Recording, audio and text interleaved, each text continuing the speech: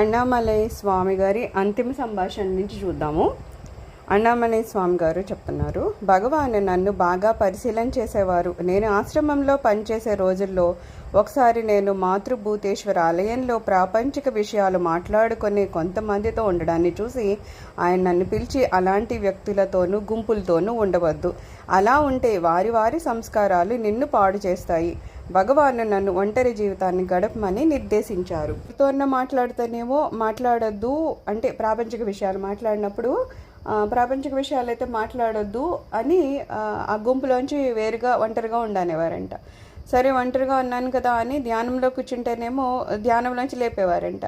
అంటే కూర్చొని ఏ పని లేకుండా అలాగ కూర్చొని ధ్యానం చేసేటప్పుడే కేవలం మన కాన్సన్ట్రేషన్ ఆత్మ మీద ఉండాలా, మిగిలిన టైంలో ప్రాపంచిక విషయాలు మాట్లాడాలంటే స్వామి ఏం చెప్తున్నారు, నువ్వు కూర్చొని ఉన్నప్పుడే ధ్యానం చేయడం కాదు, నువ్వు పనులు చేసుకునేటప్పుడు కూడా ధ్యానం చేయడం. ధ్యానం అంటే ఏంటి? నేనే ఆత్మని అన్న విషయాన్ని గుర్తుపెట్టుకోవడం అంట. ప్రాపంచిక విషయాలు మాట్లాడేటప్పుడు మనకి అక్కడ ఈ టాపిక్ ఎక్కడ వస్తుంది, నేనే ఆత్మని అనే విషయం మనకి ఎక్కడ గుర్తుండదు కదా. మనం ఎప్పుడు ప్రాపంచిక విషయాలు మాట్లాడామంటే శరీరానికి సంబంధించింది ఏదో జరుగుతూ ఉంటుంది. ఇంకా అక్కడ మనము నేను శరీరాన్ని కాదు నేను ఆత్మని అని ఎక్కడ గుర్తుంటుంది. సో గురువుగారు ఏమంటారు అంటే, మనం పర్టికులర్గా ఇలా కూర్చుని ధ్యానం చేసి అప్పుడే ఆత్మని చెప్పుకోవడం కాకుండా ఏ పని చేస్తున్నా సరే, ఏ స్థితిలో ఉన్నా సరే నేను ఆత్మని అనేది ఎప్పుడు గుర్తుపెట్టుకోవాలట. అందుకని ఏమంటున్నారు, ప్రాపంచిక విషయాలు లేకపోతే ప్రాపంచిక విషయాలు మాట్లాడే వాళ్ళకి దూరంగా ఉండాలంటున్నారు. ఇది మనం బాగా గుర్తుపెట్టుకోవాల్సిన విషయం. ఎందుకంటే సాధనలో ఉన్న వాళ్ళకి సాధనలో లేని వాళ్ళ మాటలు చేతల్లో ఆలోచనలో చాలా డిఫరెన్స్ ఉంటుంది. అందుకని వాళ్ళతో ఉన్నాం అంటే ఖచ్చితంగా ఒకరి సంస్కారాలు ఒకరికి ఎక్కువ అని ఏమి ఉండదు, ఖచ్చితంగా ఎక్కుతాయి. అందుకని మేము సాధనలోనే ఉన్నాం కదా, మనం ధ్యానంలో కూర్చున్నాం, మనసు కంట్రోల్ అవ్వట్లేదు అని చింతన పడుతూ ఉంటే భగవాన్ అంటారు అలాగా ఆ టెన్షన్ తీసుకోవద్దు అంటారు. మనసు కంట్రోల్ అవ్వట్లేదు అనేది అసలు అది కూడా ఆలోచించకూడదు, అది కూడా ఒక ఆలోచన అయిపోతుంది. సో ఏదో ఘర్షణ పడిపోయి చాలా బలవంతంగా మనసుని తీసుకొచ్చి కూర్చోబెట్టాలి అలా ఏం స్వామి అన్నారు. నువ్వు కళ్ళు మూసుకొని కూర్చొని లేకపోతే ఆత్మని గురించి ఆలోచిస్తూ ఉంటే నెమ్మదిగా అది మన కంట్రోల్కి వస్తుంది. ఎప్పుడు కేవలం నేనే ఆత్మని లేకపోతే ఆత్మనే నేను అనేది మాత్రం మనం గుర్తుపెట్టుకుంటే ఆటోమేటిక్గా అనాత్మకి అంటే శరీరానికి సంబంధించిన ప్రతిదాన్ని మనం వదిలేస్తూ ఉంటాం అనమాట. ఆ రకంగా అవన్నీ వదిలినప్పుడు ఆలోచనలు కూడా వదిలిపోతూ ఉంటాయి. ఇందాక చెప్పుకున్నట్టు మనం ఒక్క మనిషితో రిలేషన్ ఉన్నప్పుడు ఆ ఒక్క మనిషి గురించి ఆలోచిస్తాం. 10 మందితో మనకి సంబంధం ఉందంటే 10 మంది గురించి ఆలోచనలు వస్తాయి. ఒక మనిషితో ఒక ఆలోచన వస్తే 10 మందితో 10 ఆలోచనలు వస్తే ఇలాగా మాట్లాడడం కూడా ఒక మనిషితో ఒక 5 నిమిషాలు మాట్లాడామనుకుంటే 10 మంది 50 నిమిషాలు, ఒక గంట అట్లా గడిచిపోతుంది. సో ఇలాగనమాట ఏమవుతుంది, మన టైం వేస్ట్ అవడమే కాకుండా మన ఆలోచనలు కూడా ఇంకా ఎక్కువ ఆలోచనలు రావడానికి మనం స్కోప్ ఇస్తాం. ఎక్కువ మంది మనుషులతో మాట్లాడినా, ఎక్కువ వ్యవహారాల్లో జోక్యం చేసుకున్నా సరే. అందుకని ఇక్కడ స్వామి ఏమంటారు, అవన్నీ ముందు మనం తగ్గించుకుంటూ రావాలి జాగ్రత్తగా. అవన్నింటిని ఆ గుంపులకి దూరంగా ఉండడం, ఆ ఆలోచనలకి ఆ పరిస్థితులకి వ్యవహారాలకి దూరంగా ఉన్నప్పుడు ఆలోచన వచ్చే దాన్నే మనం తగ్గిస్తాం. అసలు తగ్గించినప్పుడు మనకు వచ్చే ఆలోచనలు కూడా నెమ్మదిగా తగ్గుతాయి. ఎప్పుడైతే మనకి ఆలోచనలు తగ్గాయో నెమ్మదిగా ఆలోచన రహిత స్థితికి వెళ్ళడానికి ఒక స్కోప్ ఉంటుంది అనమాట. ఫస్ట్ అసలు నేనే ఆత్మని అనేది కనుక మనం అనుభవంలోకి తెచ్చుకుంటే, ఎప్పుడైతే ఆత్మనే నేను అనేది తెలియడం అంటే మనం ఇన్ని బుక్స్లు చదువుతున్నాం, ఎవరెవరో చెప్తున్నారు వింటున్నాం కాబట్టి అవునట అన్న వరకు ఉన్నాం. కానీ నిజంగా అనుభవపూర్వకంగా ఆత్మని నేనే అనేది నేను తెచ్చుకోగలుగుతున్నాను, అనుభవంలోకి తెచ్చుకోలేకపోతున్నాం. కానీ ఒకవేళ అలా తెలుసుకుంటేనంట ఆ తర్వాత మనం ఇంకా సర్వత్రా ఆత్మనే చూస్తామంట. అందుకని వాళ్ళకి ఇంకా తమ భేదాలు ఉండవు. వాళ్ళు ఎప్పుడు సొంతోళ్ళని ఇలా చూశారు, వేరే వాళ్ళని అలా చూశారు అనేది ఉండదు. ఎందుకంటే ఇంకా వాళ్ళకి ఆ వ్యత్యాసం ఏం కనిపించదు, నా వాళ్ళు పరాయి వాళ్ళు అనేది. కానీ కనీసం శరీరం కూడా నా శరీరానికి ఏదో ఎక్కువ వాల్యూ ఇవ్వాలి, పక్క వాళ్ళది కాదు అనుకోవడం వాళ్ళకి కూడా ఉండదు. ఇది మనకి భగవాన్ రమణులకి భోజనం పెట్టేటప్పుడు చెప్తారనమాట. అందరూ క్యూలో నుంచుంటే భగవాన్ కూడా క్యూలోనే నుంచునేవారంట. ఆయనకు అవసరమా అయినా సరే ఆయన నుంచునేవారు. అలాగే ఆయన కూర్చున్నప్పుడు కూడా అందరితో పాటు ఎంత కూర వడ్డిస్తారో ఈయనకి అంత కూరే వడ్డించాలి, అంతకు మించి కాస వేయకూడదు. ఒకసారి ఈయన ఏదో పెరుగు తినాలన్నమాట. మరి అందరికీ పెరుగు అంటే సరిపోదు కదా, ఆయనకేదో సమ్ ప్రాబ్లం ఉంది, అందుకని ఇంకా పెరుగు తప్పితే ఏం తినకూడదు. కానీ అందరికీ మజ్జిగ వేస్తారు కాబట్టి ఈయనకి మజ్జిగే వేయాలి, పెరుగు అయితే ఒప్పుకోరు అని చెప్పేసి పాపం శిష్యురాలికి కొంచెం అనిపిస్తుంది కదా, అయ్యో ఏదో చేద్దామని. ఒక ఆమె ఏం చేస్తారంటే ఆ మజ్జిగ దాంట్లో ఇంకొక 2 గెరిట్లు కొంచెం ఎక్కువ పెరుగు కలిపేసి స్వామివారికి వేస్తారు. స్వామికి తెలియనిదేముంది, ఆయనకంతా తెలుసు కాబట్టి చాలా కోపడతారనమాట. అలాగా చేయొద్దని చెప్పేసి.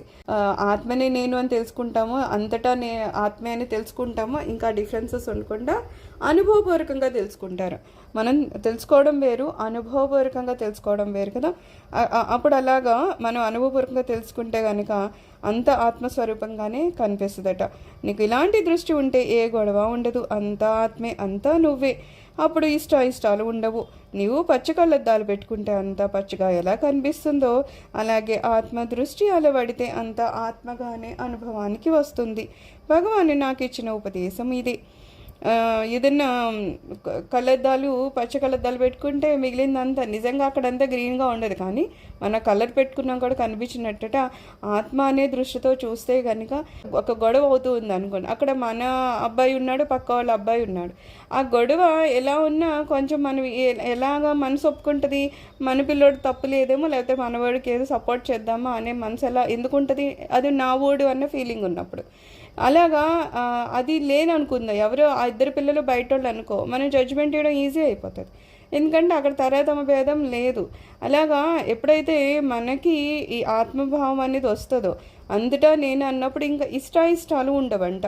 ఇప్పుడు అయిష్టం అనేది ఎప్పుడు వస్తుంది, నేను కాందైతే అయిష్టం వస్తుంది, పరాయి వాళ్ళు చేసేది నాకు అంత నచ్చకపోవచ్చు, ఎందుకంటే నా ఆలోచన విధానం వాళ్ళ ఆలోచన విధానం తేడా వస్తుంది కాబట్టి అక్కడ మనం అంటాం.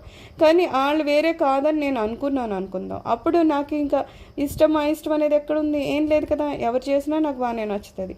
సో మన ఆలోచన విధానం మారుతుంది అనమాట ఎప్పుడైతే అంతటా ఆత్మ ఉందని అది అనుభవంలోకి మనం తెచ్చుకుంటాము. సో ఇంకేమంటున్నారు, ఎప్పటి వరకు మనం ఎప్పుడు ఆలోచనల్ని కాసేంత ధ్యాస పెట్టి చూసామనుకో, ఆలోచనలు ఎప్పుడు శరీరానికి సంబంధించినవి ఎక్కువ ఉంటాయి. ఒకటి కావాలి అన్నా ఉంటే శరీరానికి సంబంధించిందే కావాల్సి వస్తుంది, తప్పితే ఎప్పుడు ఆత్మకు కావాలనేది ఏమి ఉండదు కదా. సో మనం ఎప్పుడైతే ఆత్మే నేను అని లేకపోతే ఆత్మకే మనం ప్రిఫరెన్స్ ఇచ్చుకుంటూ పోతామో ఖచ్చితంగా మనం దేన్ని వదిలేస్తూ ఉంటాము, అనాత్మ గురించి వదిలేస్తాం, శరీరానికి సంబంధించి వదిలేస్తాం. సో స్వామి ఏమంటారు, మనం ఏదన్నా ఆలోచన చేస్తున్నా, ఏదన్నా ఒక పని చేస్తున్నా మనం అది ఆలోచించాలన్నమాట, ఇది ఆత్మ కోసమా అనాత్మ కోసమా అని చెప్పేసి. ఒకవేళ అనాత్మ కోసమే అనుకుంటే స్వామి ఏమంటున్నారు, దాన్ని వదులుతూ అంటున్నారు. ఫస్ట్ ఏదో ఒకదాన్ని పట్టుకోవాలంటే రెండిటిని పట్టుకోలేము, ఒక దాన్ని వదిలేస్తే రెండోది పట్టుకోవడం ఈజీ అవుతుంది. సో ఇక్కడ ఏమంటున్నారు, నువ్వు ముందు మనకి మామూలుగా అలవాటు అయిపోయింది ఏంటి, పుట్టిన దగ్గర శరీరాన్ని పట్టుకొని దాన్ని వెంట పడి తిరగడం. ఏం కావాలన్నా మన శరీరానికే కావాలి, ఈ శరీరానికే ఏదో అందం కోసం ఏమన్నా సామాను కావాలి, లేకపోతే అది భద్రత కోసం ఏదో ఇల్లు కావాలంటుంది, లేదు 10 మందితో మాట్లాడి, ఇవన్నీ శరీరంతోనే కదా, ఆత్మకు సంబంధం ఏం లేదు, ఇవన్నీ శరీరం వెంట పరిగెడుతున్నాం. సో ఎప్పుడైతే మనం ఎప్పుడు ఆత్మ నేనే అని అనుకుంటూ ఉంటామో అప్పుడు ఎవరితోన్నా నలుగురితో అనవసరమైన మాటలు ప్రాపంచిక భాషలు మాట్లాడినప్పుడు వెంటనే ఏం గుర్తొస్తుంది, ఇది ఎందుకు, ఇది అవసరమైన విషయం, ఆత్మకు సంబంధించింది కాదు కదా అని చెప్పేసి అక్కడి నుంచి మనం బయటకు వెళ్ళిపోతాం. అలా నెమ్మదిగా ప్రతీది, అది ఏదైనా అవ్వని, ప్రతీది ఆహారం అవని, లేకపోతే నిద్ర అవని, అనవసరమైన సమూహాల్లో ఉండడం కానీ ఎక్కడైనా సరే, ఎప్పుడైతే మనం ఇది ఆత్మకు సంబంధించింది అనాత్మకు సంబంధించిందా అని ఆ బేరీ చేసుకుంటూ ఉంటే నెమ్మదిగా శరీరానికి సంబంధించింది అయితే దాన్ని వదులుకుంటూ పోతే ఖచ్చితంగా మనం ఆత్మ వైపుకి వెళ్తాం అనమాట.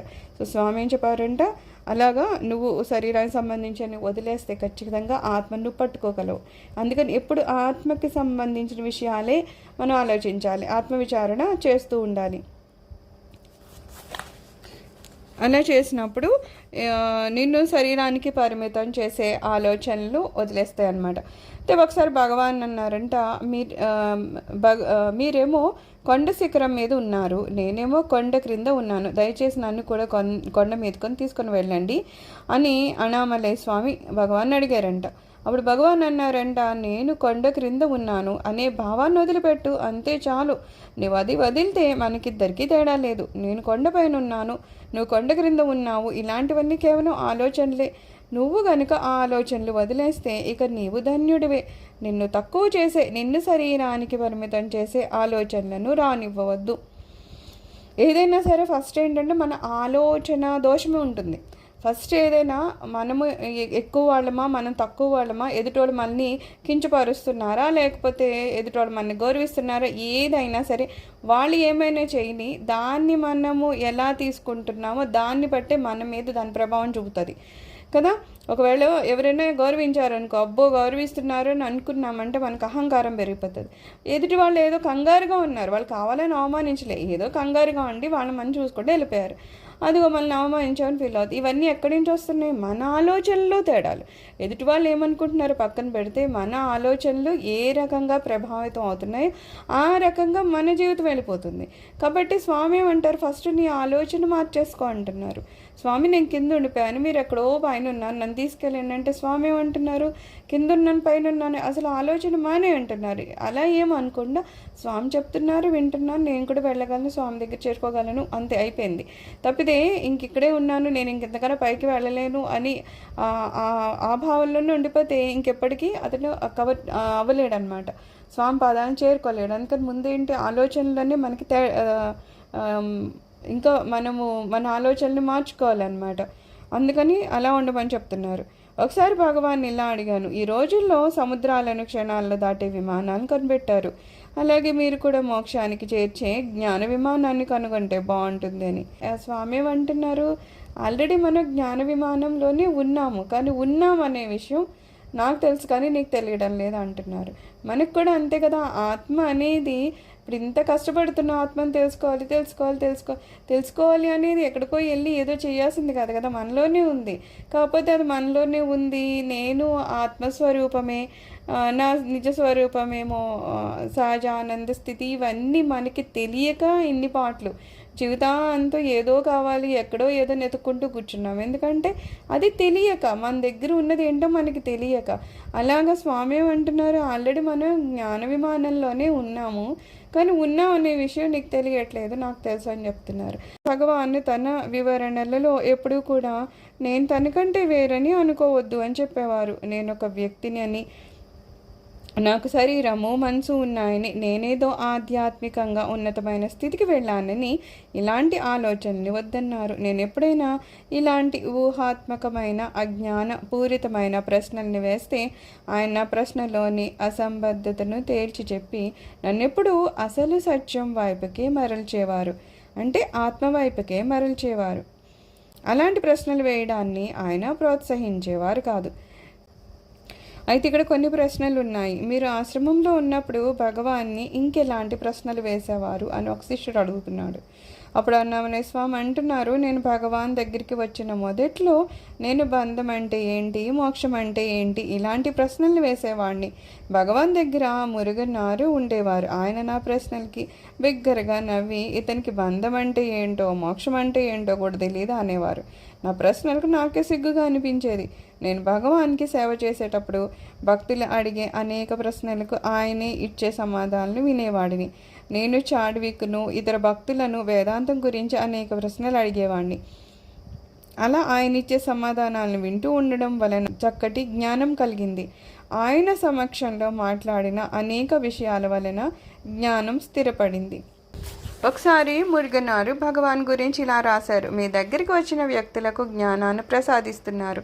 ఇదంతా రమణుని కరుణా విలాసమే. ఇదంతా నా గురించి చెప్పింది అని నాకు అనిపించేది. మొదట్లో ఇది అంత సులభంగా లేదు. నేను ఆశ్రమానికి వచ్చిన కొత్తలో నాకేది గుర్తుండేది కాదు.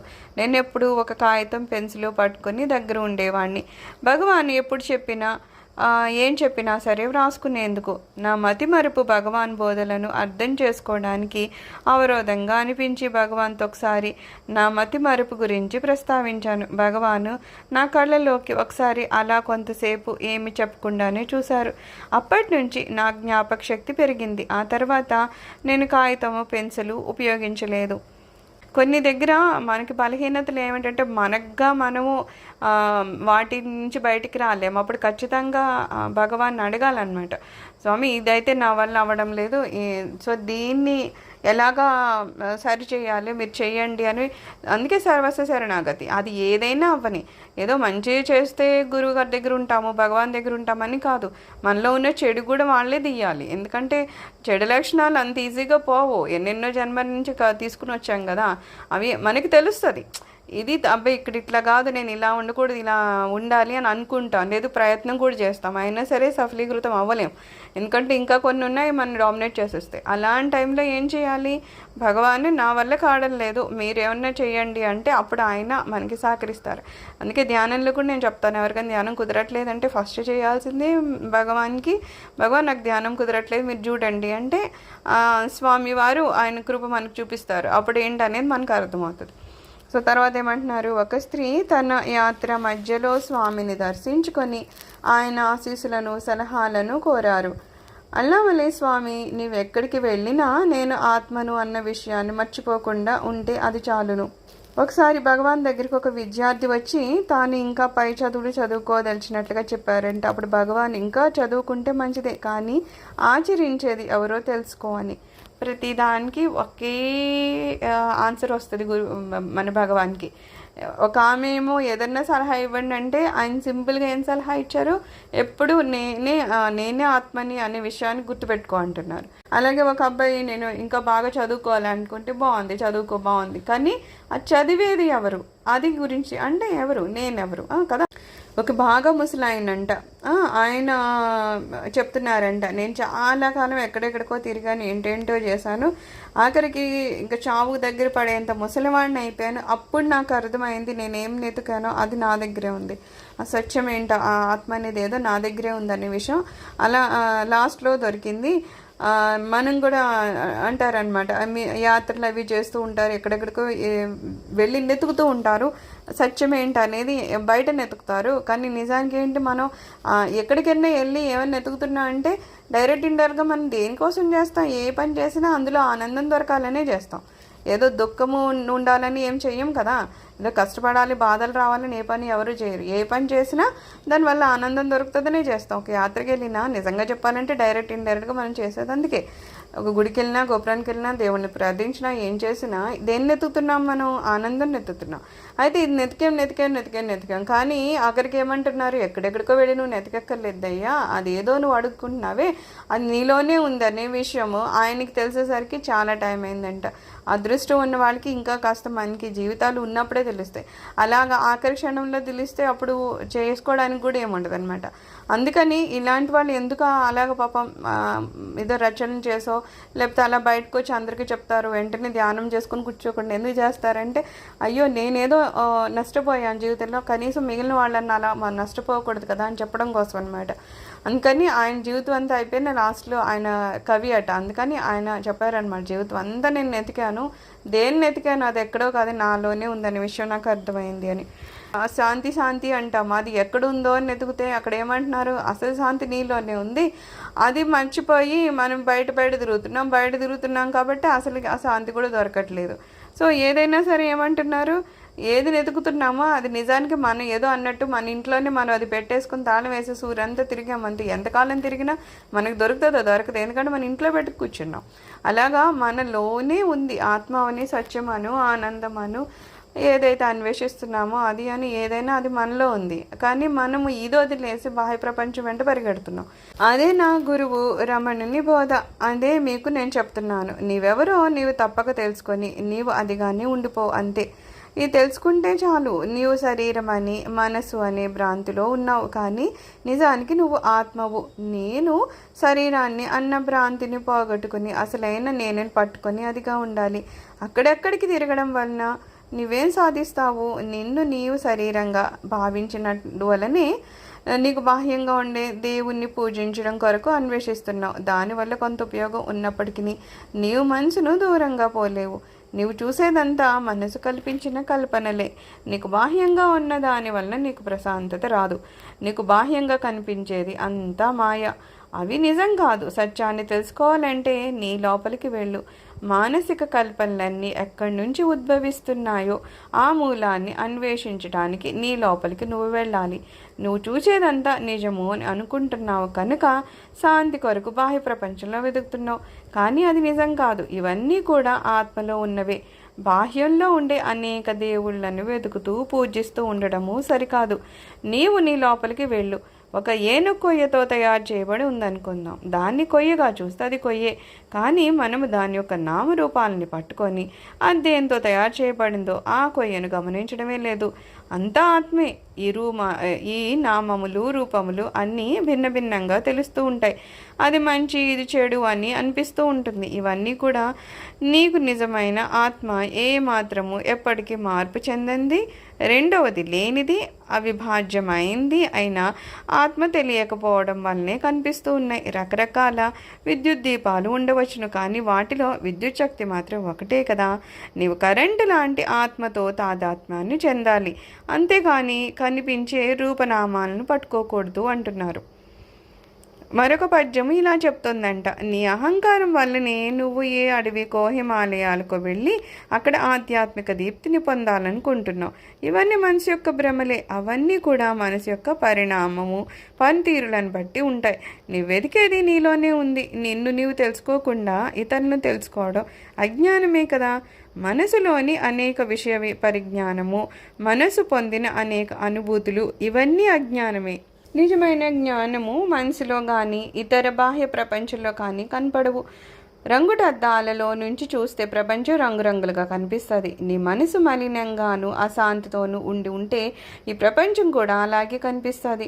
నీ మనసు ప్రశాంతంగా ఉంటే ప్రపంచము ప్రశాంతంగా ఉంటుంది. నీకున్న అతి ముఖ్యమైన పని, జీవిత పరమార్థము కేవలము ఆత్మానుభవాన్ని పొందడమే. నీవు ఇది సాధించకపోతే నీ జీవితం అంతా అజ్ఞానంతోనూ భ్రాంతిలోనూ గడిచిపోతూ ఉంటుంది. నీవు, నీ మనసు, ఈ ప్రపంచము అంతా మాయే.